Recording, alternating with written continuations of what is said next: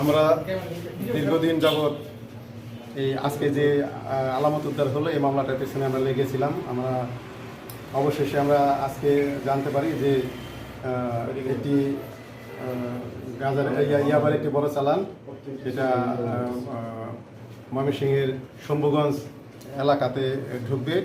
সেই তথ্যের ভিত্তিতে আমরা আমাদের টিমকে নিয়ে আমরা বিভিন্ন জায়গায় আমরা থাকি, মানে অপেক্ষা করতে থাকি এবং গোপন সংবাদের তথ্যের ভিত্তিতে আমরা আসামি সুরাইয়া আক্তারের দখলীয় বাড়ি থেকে তার হাতে ধৃত অবস্থায় আমরা এই 4800 পিস ইয়াবা উদ্ধার করি।